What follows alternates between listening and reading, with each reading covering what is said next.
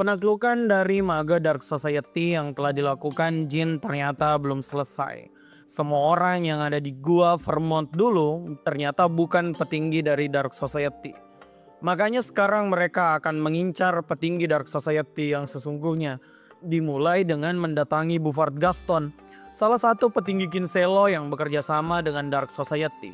Nah, untuk kamu yang penasaran dengan ceritanya, mari kita lanjutkan kisah kontraktor Dewa Bayangan part 11. Perjalanan Jin untuk menemui Buford Gaston ternyata tidak memakan waktu lama. Dia sudah sampai di kediaman Buford. Jin langsung emosi hanya dengan melihat sebuah patung yang ada di sana yang jauh berbeda dengan perawakan Buford yang asli. Setelah Jin mengetuk beberapa kali rumah itu, Buford kemudian membuka pintu. Dia yang melihat Jin langsung marah dan mengatakan kalau Jin harus pergi sebelum dihajar oleh Buford. Jin tentu saja tidak mau pergi dan dialah yang menghajar Buford yang ada di sana. Jin tidak menyangka nih, saat dia membuat keributan, di sana ada tamu Buford, yaitu Vishukel Yivlano, seorang bangsawan yang juga merupakan seorang swordsman ternama di dunia. Vishukel kemudian menanyakan kenapa Jin datang ke rumah Buford selarut itu. Jin berdalih kalau dia datang untuk memesan sebuah patung untuk ayahnya. Vishukel tentu tidak mempercayai hal itu. Jin kemudian menambahkan kalau dia juga sengaja datang karena tahu Vishukel ada di sana. Jin katanya ingin menantang Vishukel bertarung sebagai sesama seorang swordmaster. Dalam sekejap Vishukel berdiri dan mengagetkan Jin karena ujung rambut Jin terpotong tanpa dia sadari. Di sini Jin tahu kalau dia masih belum bisa menang jika melanjutkan perdebatannya dengan Vishukel. Makanya Jin sudah akan pergi. Sayangnya Buford di sini malah bacot. Dia mengatakan kalau Jin tidak boleh seenaknya meski dia seorang Rune Kandel. Dan mengatakan kalau Rune Kandel sekumpulan orang sombong. Jin kemudian membalikkan badan dan mendaratkan pedangnya pada Buford. Vishukel sangat tegang dan mengatakan dia akan menghentikan Jin yang bisa saja membuat Jin meninggal. Jin juga tidak ingin berhenti karena dia menganggap Buford menghina nama keluarganya. Melihat keseriusan di mata Jin, Vishukel memerintahkan Buford bersujud untuk nyawanya. Buford tidak punya pilihan, dia meminta maaf meski terus mengeluh. Jin pun pergi dari tempat kejadian setelah Buford meminta maaf. Setelah kejadian yang ditimbulkan oleh Jin, Vishukel dan Buford mengobrol lebih jauh.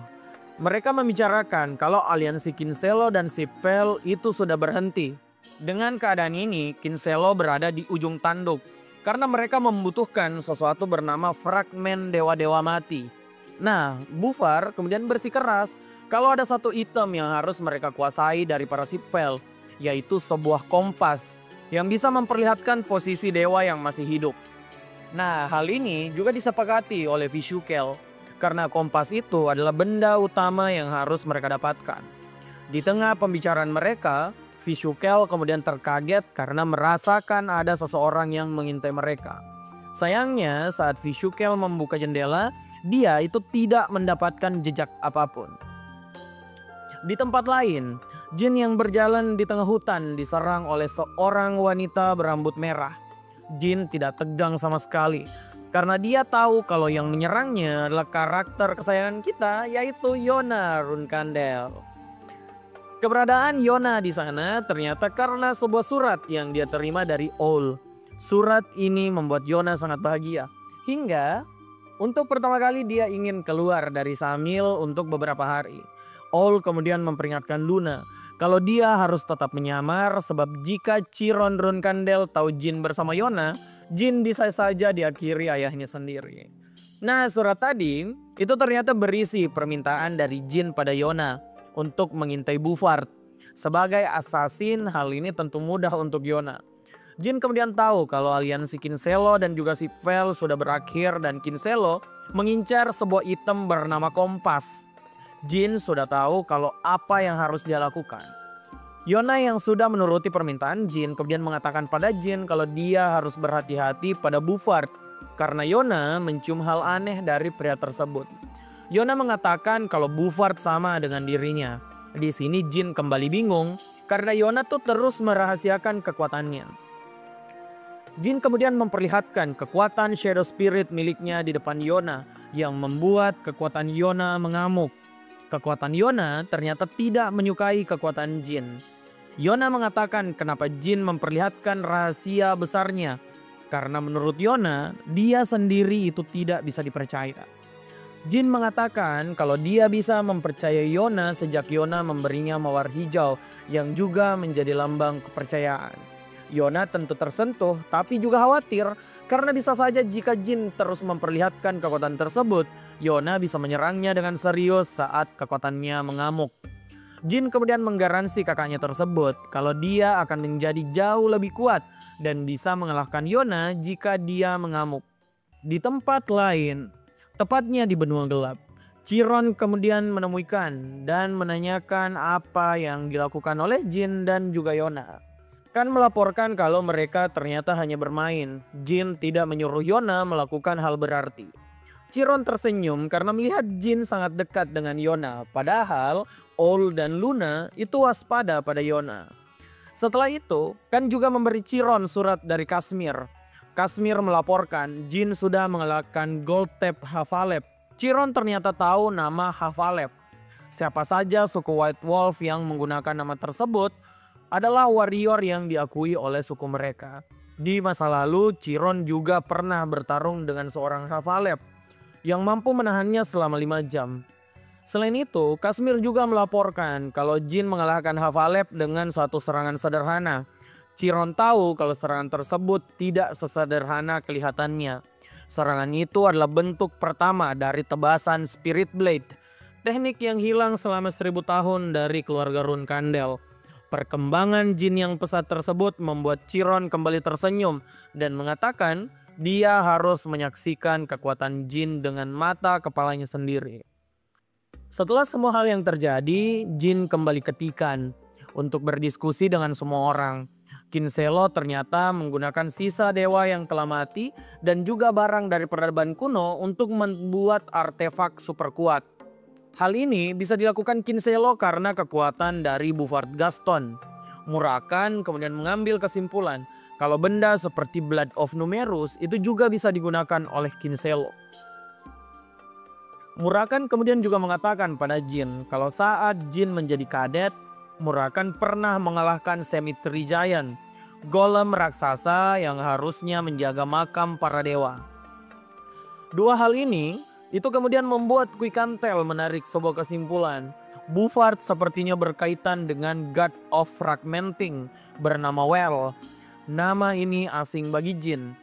Murakan bilang kalau kebingungan Jin itu adalah hal yang wajar karena Well adalah salah satu dewa yang telah hilang. Well merupakan pencipta Orb of Origin dan juga Cemetery Giant.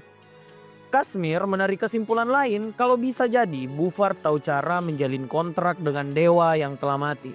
Quikantel mengatakan hal itu mustahil terjadi. Jin kemudian kembali bicara soal satu fakta baru, yaitu sebuah kompas yang bisa menemukan kontraktor para dewa. Murakan sangat terkejut karena hal itu seharusnya tidak pernah ada di dunia. Istri Kashmir, Alisa, juga ada di sana.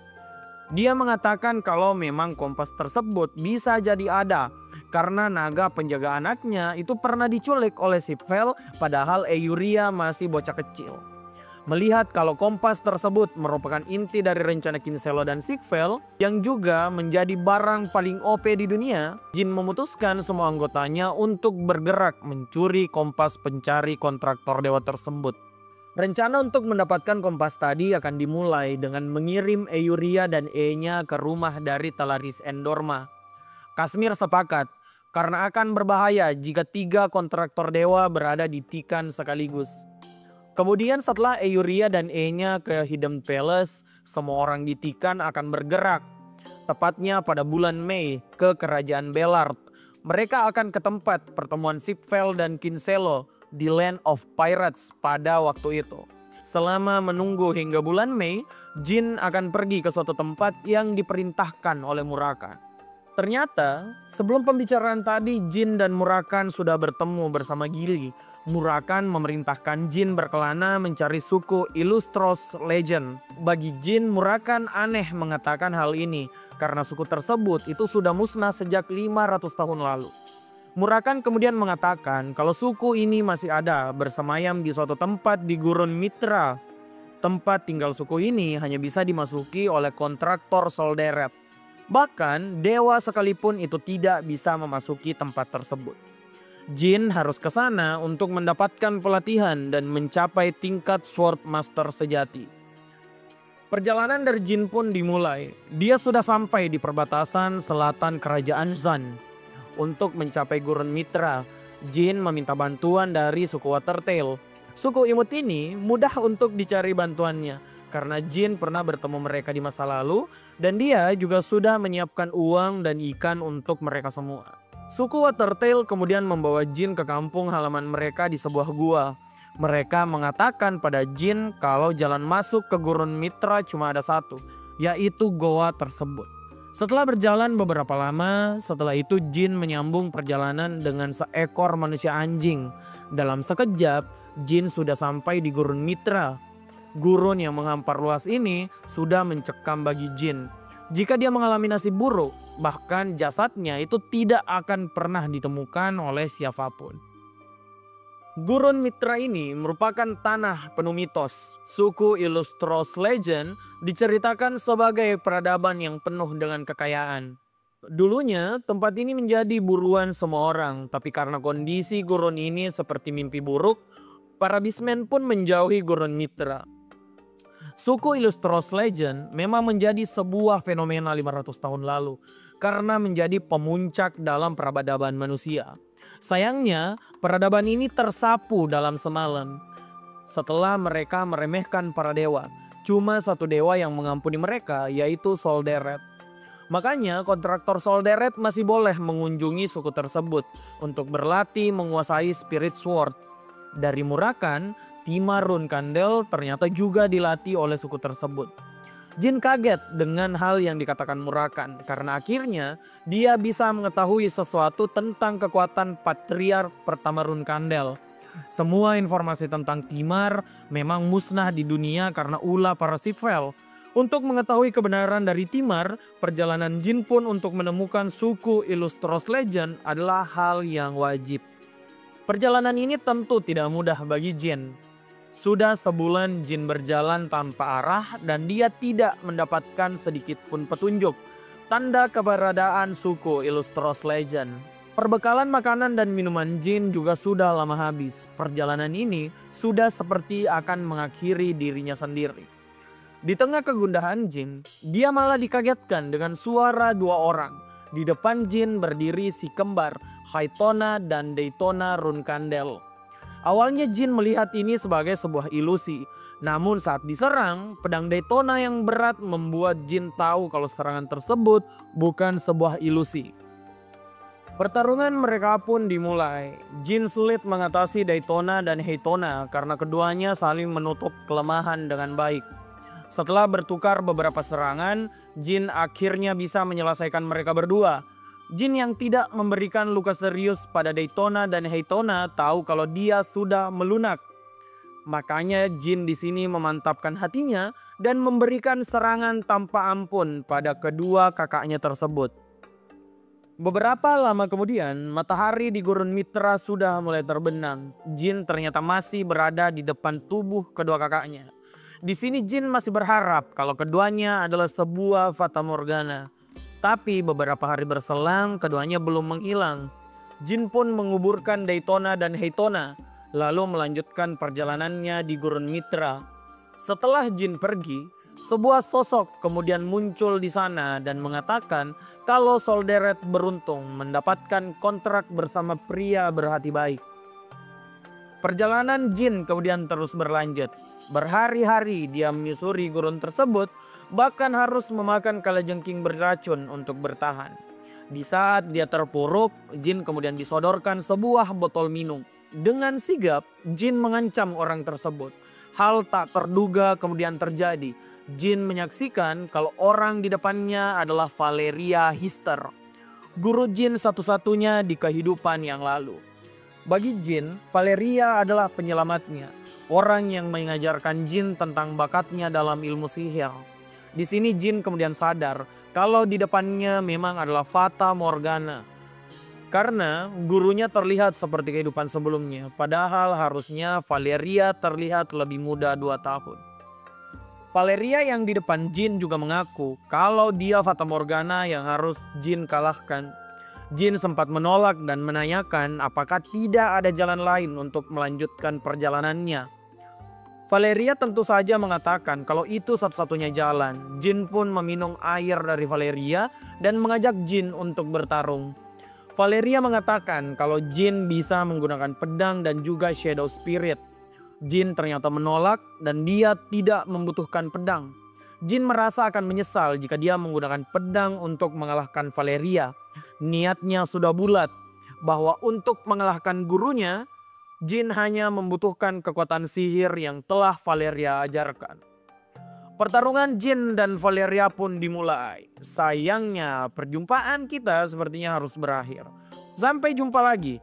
Semua warga Isekai jangan lupa like, komen, dan subscribe channel Obrolan Anime.